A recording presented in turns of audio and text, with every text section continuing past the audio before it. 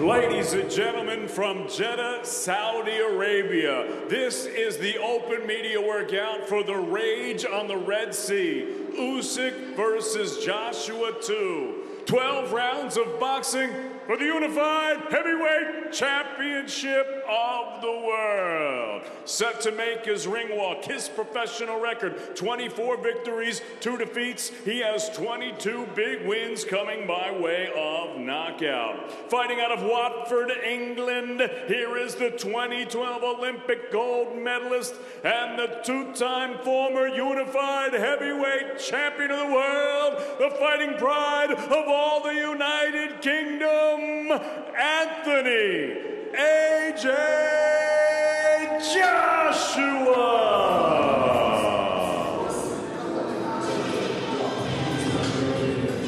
Well, just look at the change of atmosphere in here. If you've got a camera phone on you, it's pointed at Joshua. There's cameras here from all over the world. Everybody is looking at the challenger, making his way to his media workout. It's Anthony Joshua, accompanied by his team. Of course, it's a changed team. In comes Robert Garcia to work with Angel Fernandez, the only survivor from the previous regime.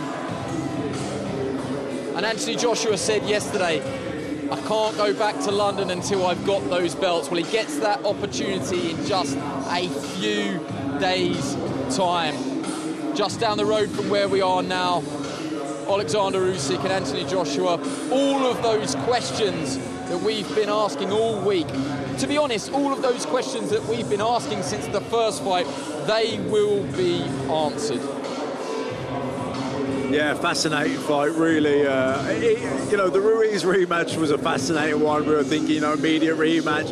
What will his, you know, mentality be like, you know, psychologically? Will there be scars there? Will he be gun-shy? You know, we didn't know what to expect, but, you know, he got the job done. He lost nearly a stone in weight, boxed tactically, kept it long, tied him up close, never got involved, did what he had to do. You know, this is completely different. As we said, it's literally roles reversed. You know, he's got to go in, he's got to be aggressive, he's got to take chances. It couldn't be, it's polar opposite, it couldn't be more different. But he is a man who knows how to win an immediate rematch. He's done it before. How much of the talk behind closed doors will be, you know you can do it. He's got to go about it in a different way, but he's done it before. That must be such a psychological and mental advantage to know that you've done it before, you can do it again. Yeah, exactly. That's where you'll source confidence from, like, and that's what Robert Garcia will be instilling in him. He'll say, you know, you've done this before, you've been beaten, everyone wrote you off, you came back, you did what you had to do, and you won the fight. You've got to make adjustments this time. It's just this time you've got to do it the other way. You know, this time you've got to be aggressive, you've got to start fast, you've got to take control of the fight. Robert Garcia, he's coached some brilliant fighters right up there. Mikey Garcia, you would think he'll probably be a future Hall of Famer. I looked, though, at the aggressive fighters that he had come out of that gym. You said yesterday Antonio Margarito, you had Marcus Maidana. I mean, you cannot get any more aggressive. No, and it's interesting, particularly Maidana, because when he took Maidana on, people was telling Robert Garcia, don't waste your time with him, he's finished. You know, that you can draw comparisons to this one. You know, I'm not saying everyone was saying don't train, Joshua is finished, but a lot of people were writing AJ off coming into this fight, saying Usyk will stop him, and all the rest of it. So I think Robert Garcia, he likes the challenge. He spoke with AJ. They spoke in depth. He had several conversations, and he liked what he heard. He thinks he wanted to know, does he still have the love for it? Does he still have the ambition? And, you know, he said that he was happy that he did have that, and he said he can work with him. And you'd think by Anthony Joshua taking himself out of a comfort zone, and I'm not saying that living up in Sheffield away from his family was any sort of comfort zone, but he was a world-class elite amateur in the Sheffield setup, and he stayed there as a professional. He's decided to decamp to Loughborough and then to come out here weeks and weeks in advance. That shows he's not prepared to settle for what worked for him before and probably what was comfortable to him. Yeah. Look, he really wants it. He's a wounded animal. His pride's hurt. and he wants revenge, he wants redemption, and he still has ambitions. He wants to go on and still achieve more things in boxing. This isn't the end of the road for him, or he certainly doesn't want it to be the end of the road for him. If he did, he'd have just stayed, he'd have just stuck to what he knew, stayed with what was familiar, stayed up in Sheffield, but he hasn't. He's gone out there, he's travelled around America, he spoke with several trainers. This wasn't a knee-jerk reaction. He interviewed, if the interview's the right word, lots of different guys for this gig, and he sat down with Robert. He liked what Robert had to say to him. Robert liked what he had to say back to him, and they're both settled. They said it's gone really well. They're all on the same page. They're all singing from the same hymn sheet, and I've got to be honest. Speaking with Robert Garcia earlier, I thought this was probably a 70-30 fight in favour of Usyk. Now, having spoken to Robert Garcia, I'm starting to think it's 60-40, if not more. Just to address the dynamic here, the pad work is coming actually from Angel Fernandez. That shouldn't be too much of a surprise. He was retained from the previous camp, renowned as a brilliant pad man, and that may sound an insult to some people, because people say, just a pad man. It sounds like an insult. Angel, a very good trainer of Richard Riakporhe and Kieran Malloy and other fighters in his own right, but Robert Garcia takes a step back here to observe. And he's just, you can't quite hear him, but he's just watching from afar, which is an interesting dynamic. Yeah, well, you see that with other fighters as well. I've seen lots of trainers, head trainers, have another guy giving the pads, and they can stand back and watch. It gives them a different perspective. It's still only one voice in the corner, though, and that will be Robert Garcia's. That's right, isn't it? Yeah, absolutely, and I think that's the key element. I don't think that the key. Robert Garcia won't, I don't believe, brings a major thing. Ain't going to change anything really gym-wise, but it's the mindset, the conversation, and the corner work on the night. Is he showing us anything here that we can take note of? I don't think so, but I've noticed it's all on the front foot. He's not moved around the ring, backing up here. He's holding the centre of the ring, and and Anders, the guy doing covering the rounds. He's working, doing the peripheral. It's AJ holding the centre of the ring, and looking, they're working on body shots. Yeah, that was really interesting, wasn't it? Robert Garcia just broke the work there and just sort of feinted a shot to the body. Yep. I mean, the talk of tactics is fascinating. I know it is our job to dissect absolutely everything, but difficult to think of a fight that we've done in the recent times where tactics is spoken about so much that so much is there to be discussed. Yeah, well, I think it was so obvious from the first fight that tactically they got it wrong. They boxed with the boxer and they got it wrong. So it's clear to, I think, everyone that this time he can't afford to do that. He's got to take the fight to Usyk.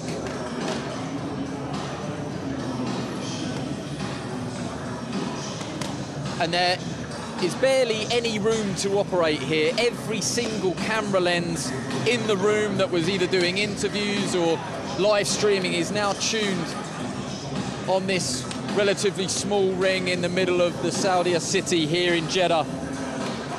The rematch for the IBF, WBA and WBO heavyweight titles, and this week the Ring magazine added to the mix as well as Tyson Fury vacates. The countdown on now. Just hours until everybody decamps just down the road to the King Abdullah Sports City Arena, Saturday night.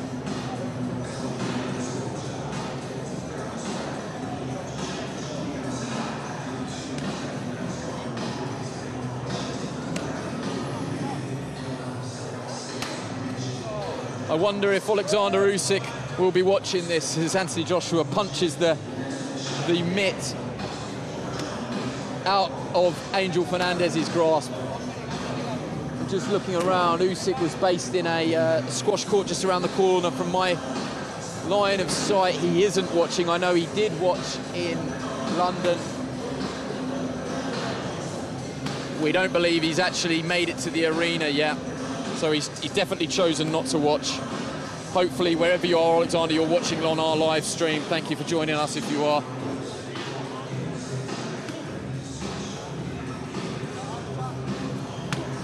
Joshua with the boots. He's got Roaring Lions on the outside, and on the instep of both boots he has the Union Jack and the colours of the Nigerian flag with hustle.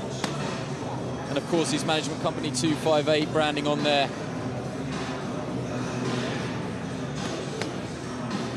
And Eddie Hearn, obviously, as is his job, has really gone out on a limb this week. He believes if Anthony Joshua wants those belts back, he's never going to have a better chance. It has to be on Saturday night.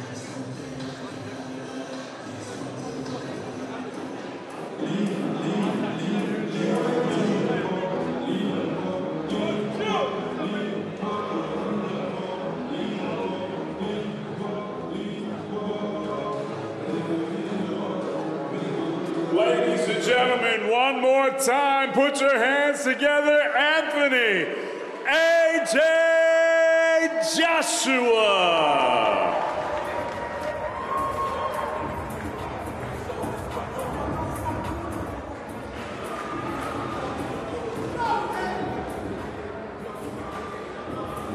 So AJ, Anthony, if we could just get a very quick word. You've been out here for over a month with a new team. Thank you, bro. How's it been? Saudi's been good to me. Shout out to everyone in Saudi. Had a good time. Everyone at my hotel has been looking after me. Everyone at the gym. It's been like a second home. And good memories from last time. Yeah. I'm about to create new ones. How much has that experience of going into the immediate rematch, the fact that you've walked this path before, how much has that helped you in the build-up to this fight? You know what I learned? Like, previous experiences are helpful, but it's all about the night, right? What you do on the night. So, yeah. I don't know how much it will help me, but I'm focused and I'm just ready to get the job done. But you've always shown a great ability to adapt and learn quickly during your career. How much did you learn at Spurs last September? Well, I feel like one of my main strengths is I'm a quick learner, I'm a sponge. But ultimately, right, aside from all the learning and stuff like that, it's a fight. It's a fight, that's it. Whoever throws the most punches and lands the most punches wins. That's all that matters, isn't it? Everybody keeps talking about how you need to do this and that and do things differently. For you, is it a case of showing us something new, or is it a case of getting in there and showing everybody who you've always been? Do my best. Just doing my best. And that's all I can do. Okay, I've got to ask you for a prediction. It's the law. What's everyone saying? Inshallah. We're going for a knockout. Thanks very much. Good luck on the weekend. Well, you can see that we've been joined by promoter Eddie Hearn, and I just want to go straight to what you were saying off camera, that you genuinely believe this is a 6-round fight or there and thereabouts, and that Anthony Joshua can and will stop Usyk. Is that how you see it? I really believe so. Listen, I'm biased, I've been deluded at times, but I'm a massive AJ fan. I just see a guy putting a lot of pressure on himself. I see a guy that wants it so bad. I see a guy that's punching very sharply. It's going to be very nervous and ready to pounce in there tomorrow night. Saturday night, sorry. I just feel that he's going to do everything right and he's going to let those hands go. And if he lets those hands go, I really believe he wins this fight. You know, I said to him, and I've said before, by the time that bell rings at the end of the 6th round, I want this fight over, or I want Oleksandr Usyk physically in a place that he wishes he will never return to. If you let this man get into his rhythm, you had no chance of winning this fight. And that's what happened in the first fight. 6th round passed, Usyk gets better and better, he figures you out, and before you know it, you're sitting back in the changing room. Get in there, get amongst him, make it count, make him pay. We come to this fight as challengers. AJ has nothing. It's really sweet, actually. In fact, we're used to that, don't we? and like, you get to a point where for years, it's been the AJ show. Let Usyk be the champ. Let him be pound for pound #1. You know, when you stand there and you're looking in the other corner, and I'm looking over and I'm seeing all those belts, there's another one. This is wild. This is wild. And you just get to a point, you know, like when Andy Ruiz was standing there. Someone's turned the lights out in it. No, please don't. Please don't. We've been there once before. Can I just ask you, you're a tremendous motivator. We've seen those passionate speeches that we've seen. Anthony Joshua with Evander Holyfield. I mean, what a meeting of tremendous former world titles. I mean, so that is a great selfie, isn't it? I mean, can I just ask you, you will have seen some of those quotes from AJ in the build-up to this. I think it was with Savage Dan and your partners at JD Sports. He said, if you would do anything different, what would you do? He said, I would believe that I can win. And that, I think that's quite staggering when you think about the size of AJ and the brand and everything like that.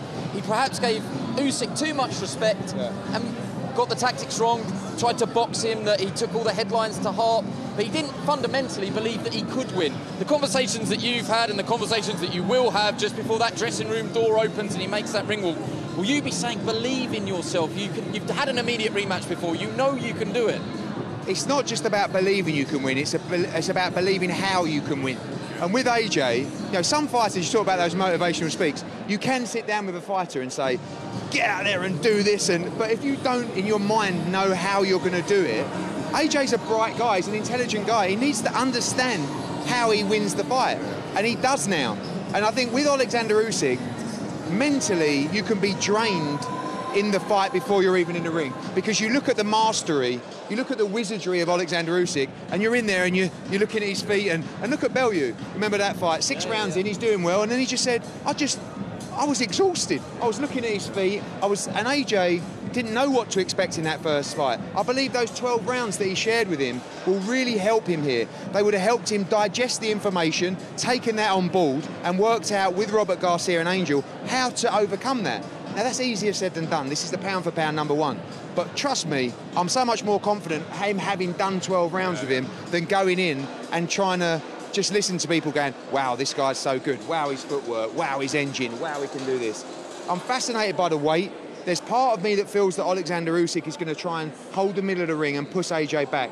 You know, when Tyson Fury talked openly about those tactics about in a Wilder 2 fight, I thought he was absolutely mental. It was probably the best game plan we've seen, wasn't it? Yeah, but I don't think Oleksandr Usyk wants to be put on the back foot and put under pressure. Like Derek Chisora. Exactly. We just saw Del Boy come through here now. He looked absolutely terrified when Chisora was sticking it on him those first 3 rounds. He looked uncomfortable, he was turning away over the ropes. I think part of this weight increase, if there is one, probably that's scales and there won't be. Well, yeah, it's been debated, hasn't it? Well, it looks it.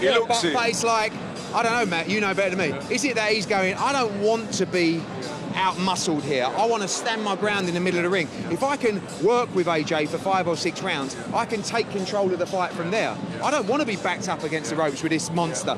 I truly believe that could be a tactic in this fight. What about Usyk? You've worked with him extensively. He's boxed under the Matchroom banner numerous times. You do get a vibe from his camp, though, and for all of the stuff that you're saying about AJ, they do still cut a very confident camp.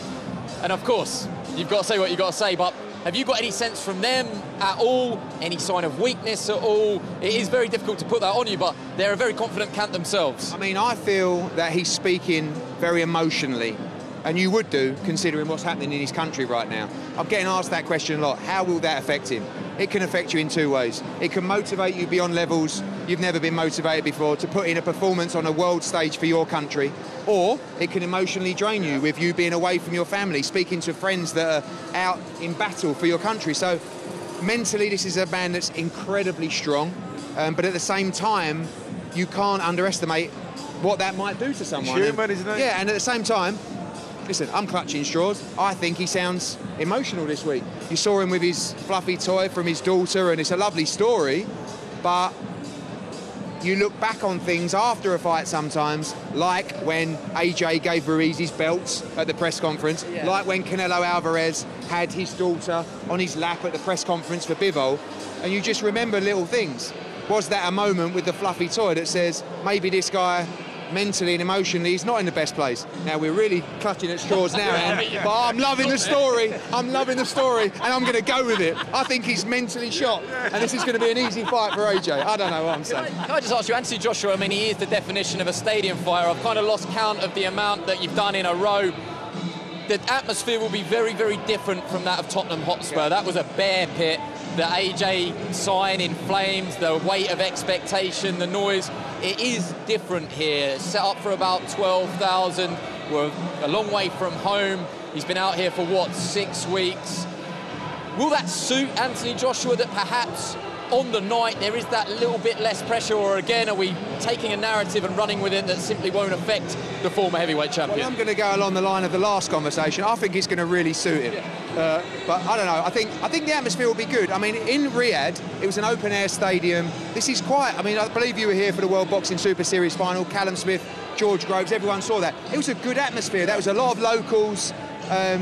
Will it affect anything? I don't know. I mean, I just feel that when you get to this point and you look back over the career, you start thinking about the pressure on his shoulders of being the A-side, filling Wembley, filling Millennium Stadium, filling MSG, filling the Red. It's the AJ show. Yeah. And now it's like, we don't care about that. Just come and rip the belts off him. You know, so I think he'll be that focused, and the pressure that he's putting on himself is good. He's saying, I have to win this fight. I can't afford to lose this fight.